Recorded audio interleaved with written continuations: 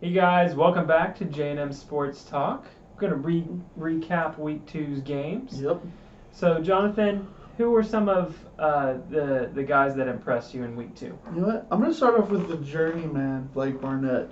For those of you that don't know, some may at the SEC. He was actually a big recruit that went to Alabama to start off his career. Yeah. Things didn't work out there for him to be the starter, so he moved on to Arizona State last year, and things just didn't really pan out there either. So he now found a home in South Florida, and the Bulls are glad he did.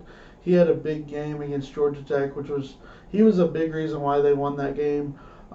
He could do a little bit of everything. He passed 21 for 31 with 202 yards and a touchdown.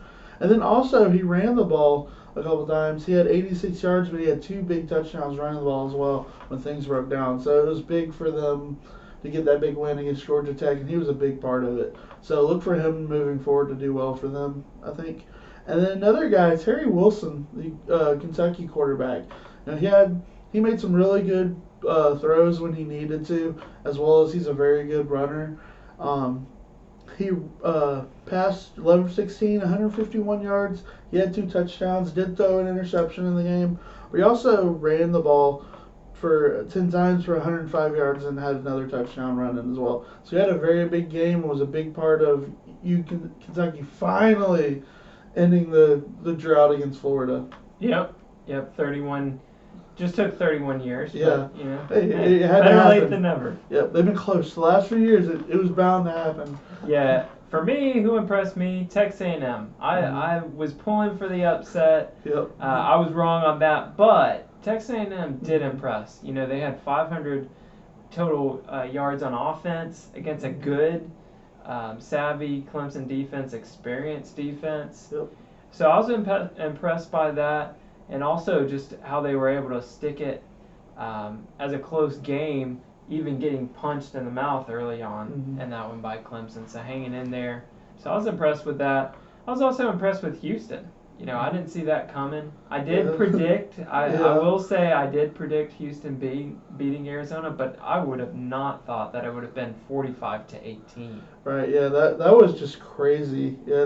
They're just Arizona, just something right there with Kevin Sumlin. They just can't figure it out. I don't know if it's the fact that Khalil Tate had such a great year last year. Everyone knows who he is, and they're playing towards stopping him first, and they're just not able to figure anything else around them. So I just don't know what it is, but it's definitely disappointing, I'm sure, for a lot of people in Arizona.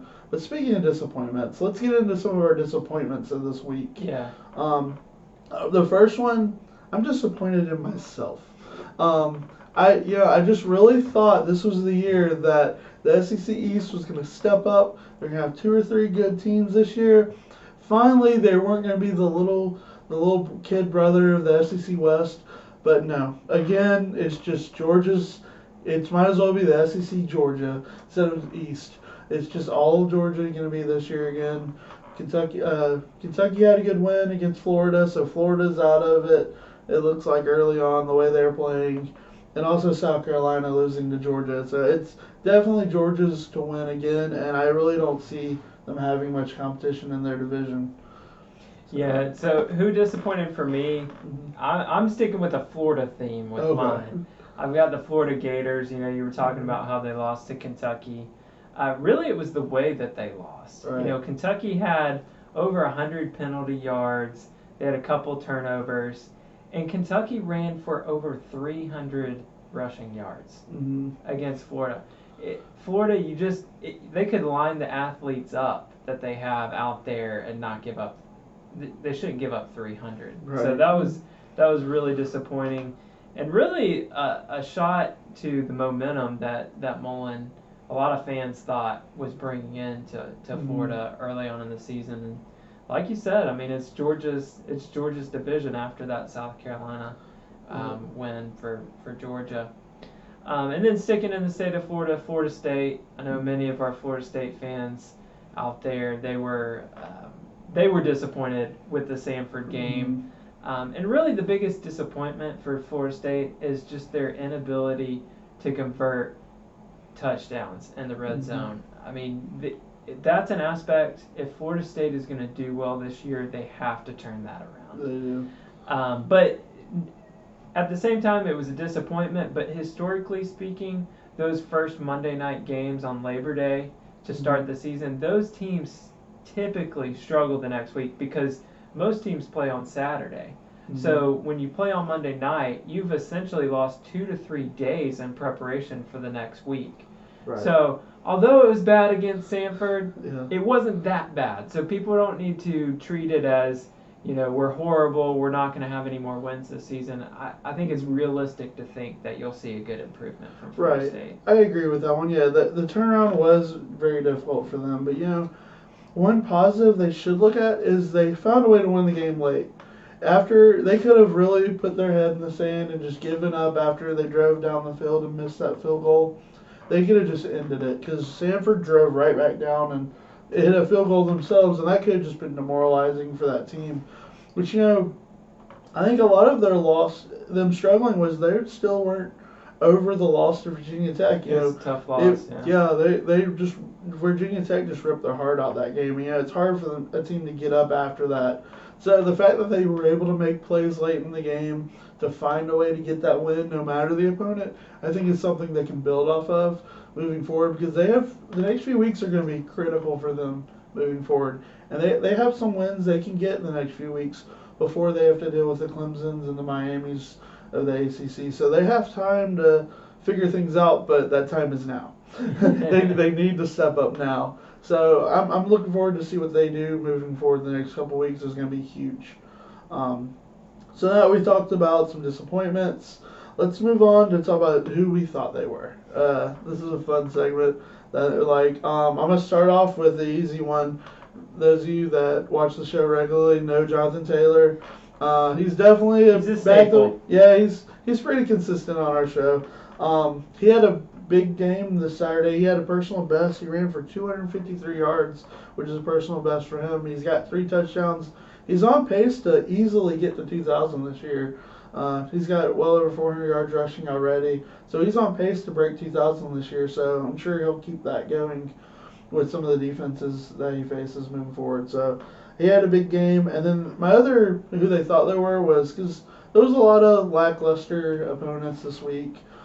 Just the top 10 teams in general, they all handled their business and they got wins. So they all have room for improvement, which I think is great, and it shows a lot to how good college football is right now. There's so many great teams out there that have room to be even better.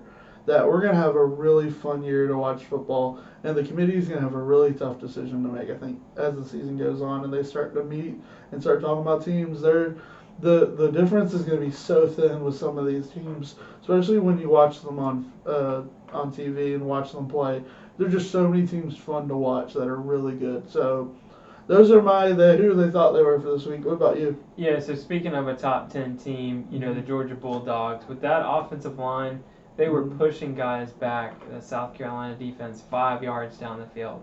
I mean, heck, I could have run the ball for 100 yards with holes like that. And, the experience of Jake Fromm. I mean, he is who we thought he was. He's just carried that momentum into sophomore season. Sometimes you see QBs have a sophomore slump, but he hasn't to this point. So Georgia, clear-cut favorite to win the SEC East, which I predicted. Yeah. So they are who I originally thought they were too. Yeah. And then Arizona State. They are who I thought they were this week, and this week alone. I predicted them to beat Michigan State, but really I like what Herm Edwards has done with that team.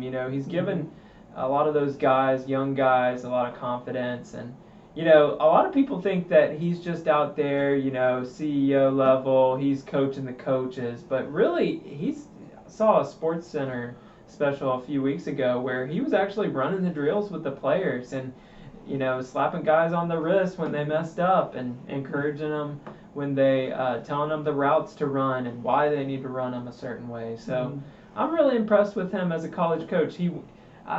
I didn't think he would have this early success, but the guys are buying in, and it's been a good product to see on the field. And he definitely did. You could tell he walked in a good situation. I don't think Arizona State was a team that was ever as bad as people really thought. Yeah. There's always been talent there. They just seem like they've always just underperformed a little. And it's good to see someone step in and you can tell that is doing things the right way and caring about the kids, and the success is showing finally for them. It's early on. That was still a very big win for to get it's Michigan State, who has a really good defense.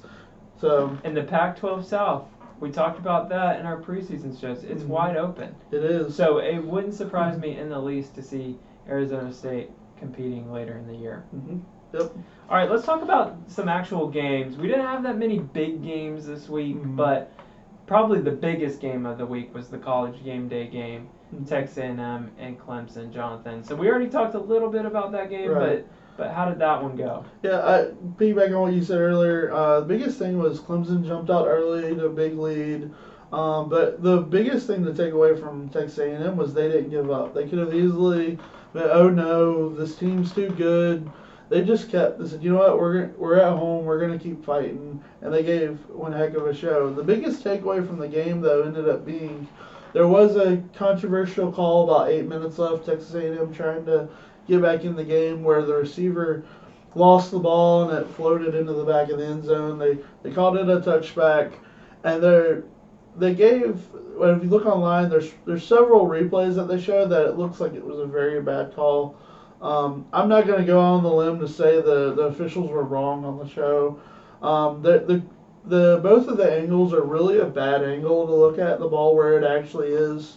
None of them are right on, but there was one replay that they showed during the game that I have not seen on SportsCenter since, where if it's down the sideline from the opposite end zone, that it looks like it just floats over the line, staying in the end zone, and then going out right after. So it ended up at the end of the day, it was called the same on the field, and it stood. So they missed out on opportunity there, and lucky for them, their defense made a few plays, and they were able to get the ball and ended up failing a 2-point conversion, which was the big difference of the game, and them losing. Yeah. But it was a good effort. For me, Clemson, they scored on big plays. So they had a few really big plays that were high-scoring plays. Texas A&M, like you said, I mean, they got down early, they fought back. Even that adversity with 8 minutes left. I mean, they could have given up at that point. Yep. But no, their defense turned it up, they got a stop, and then they came down and put it in the end zone. That 2-point play was really close, too. I mean, just an inch here or there, and they would have gotten that one. So that was a good victory for Clemson, though. That could be a potential resume booster come playoff time. That would separate them from another team, a good road win like that. It will, because we were talking pre-show that Texas A&M has a chance to. They're not going to go anywhere with the SEC West. They're only getting better. They have a new coach. They're building confidence. Having a close like that is not going to hurt their momentum that much. And the fact that they're able to play with a top team like Clemson is only going to add fuel to their fire. That they're going to finish it next time. So they're going to be a factor in the West for sure. Yeah, let's talk about another ranked matchup of two teams, Georgia and South Carolina. That was a one-sided affair. It was, unfortunately. Yeah, Georgia had a lot of big plays early in the game that kind of set the tone for it. I still being a guy that likes South Carolina, I was impressed in the first half. Jake Bentley and them, they didn't give up. They had very first play of the game was a tip pass that Georgia intercepted and took back for a touchdown. And they went 3 and out, and then Georgia just went down the field and scored. So they jumped up early 14-0, and it could have been one of those games where South Carolina just gave up, but they showed some fight in the first half. But Georgia getting the ball in the second half, got a quick score, and then scored again like they did in the first half, and it just broke South Carolina, the momentum. So credit to Georgia being who we thought they were and being a good team, or at least who you thought they were, and all set. But I don't think the season's over for South Carolina. They're going to factor into. They've got some good opportunities still against other teams in the East to at least make it at least a close race. But it's still Georgia's to win. Yeah, for sure. They have the upper edge. Georgia does. But, for Georgia, really their defense has impressed me. Right. Because they lost a lot of guys to the NFL from last year's defense. And so what Kirby Smart has been able to do, they've carried his personality. and most of those Georgia defenses has since he's taken the job there. So, yeah, I like for Georgia to continue on. They do have some tough games coming up though, so it's not going to be a smooth ride for Georgia by any means, but I do like their chances going forward. Yep. South Carolina being, if there's one good sign, is South Carolina's already played Georgia now, so at least that they have that one out of the way, even though they lose them tie right there with them. But so speaking of good defenses, Michigan State and Arizona State, that was very much a defensive game. It was till about middle to end of the third quarter. It was a very low scoring, a lot of field goals in that game. It was a good game, but then all of a sudden it was like Michigan State finally scored a touchdown, and then Arizona State was like, okay, I guess we can score touchdowns too. So they had a couple scores toward the end of the game, which was huge for them. And there was still some good defensive plays. They had a big defensive stop. Michigan State was moving the ball late, trying to extend the lead, and they were able to make a big play on defense to set up that winning touchdown. So it was a very good, entertaining game for a defensive struggle. And like you said, the momentum is definitely moving in the right direction for Arizona State, which is good to see for Herm Edwards. Yeah, the exciting finish too. Last second field goal for Arizona State. So great win for them. Let's stay in the Pac-12. USC and Stanford. Another matchup of ranked teams. Right. Really, the difference in this one was USC turning the ball over 3 times. It was. Stanford holding on to the football. They didn't have any turnovers. You know, Bryce Love even got involved, and finally, yeah, we expected that to happen a week earlier, but he had over 130 rushing yards and a touchdown. So it was good to see him get back to his true form. But what did you think of that game? I thought it was exactly what you'd expect when you turn it to a USC Stanford game. Low scoring, great defense. To me, besides the turnovers, the big difference in the game was the fact Stanford can move the ball on offense, and USC's still trying to figure out how to replace Darnold. Yeah. The freshman quarterback didn't have a terrible game, but he didn't have a good game either. He's still trying to figure out his place in college football level. So it's going to be a struggle for USC moving forward, but he has the talent there to do it. So I think brighter days are ahead for JT Daniels, but just the other night was not his night. Some of those growing pains was a young quarterback. Yeah, and a good win for Stanford, who's going to be competing with Washington to get the Pac-12 championship game. Yeah, week 2's in the books. We are moving on to week 3, so be sure to tune in to our week 3 preview show coming right up, J&M Sports Talk. There you go.